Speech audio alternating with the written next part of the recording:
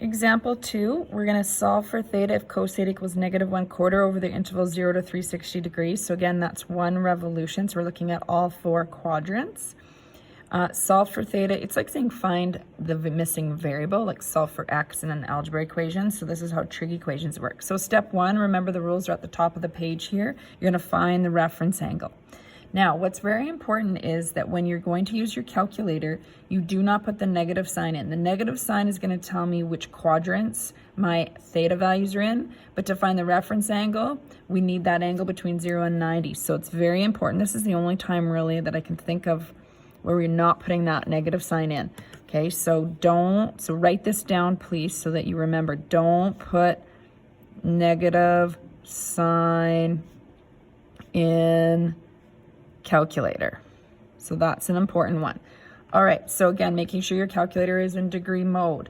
You want that cos -1. So you shift cos. My calculator shows the -1. Open up the brackets, 1 divided by 4, close brackets. So I didn't put the negative sign. Brackets are important, otherwise it's going to just take the cos -1 of the number 1 only. I should mention there are some calculators out there that you have to type in the fraction first, so 1/4, and then hit shift cos. They're not as common now, but most calculators how you see it is how you're going to put it in, which is a bit of an easier calculator to work with. So once I do that, I'm going to hit equals and I get 75.52248, etc. I don't want to round too early, so I'm going to write down a few of those decimals. Actually, I'll write them all down. Technically, it would continue on, but we'll just kind of use a few of them here. We'll put our answers to 2 decimal places. It'll say in the questions that when you're working on them. Now we're going to determine the quadrants based on the cast rule. So cos is negative. We're going to go up here. Remember that the cast rule tells you what's positive. So all and cos are positive in 1 and 4. So if I cover that up, that means that 2 and 3 would be where it's negative. So quadrants 2 and quadrants 3. So quadrant 2, remember the rule is theta equals 180 minus the reference angle. So theta equals, you want to have that theta equal just like you're solving. That's the variable you're solving for. So theta is equal to 180 minus 75.522. You don't have to necessarily write all the decimals, especially if you're going to go to 3 or 4 decimals, if you're going to go to 2 decimal places. So you've got that in your calculator. Rather than hitting clear on your calculator, you can just go 180 minus, and most calculators have an answer button. My answer button's at the bottom here beside the equal sign. So I'm going to hit answer, and what that does is it puts that number in there for me. Then I'm going to hit equals 104.48 with proper rounding.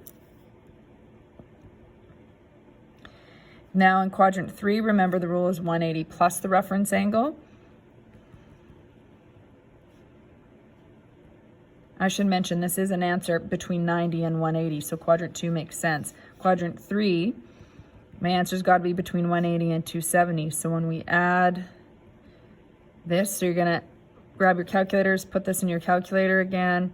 I need degree symbols here and here as well. 255.52 degrees.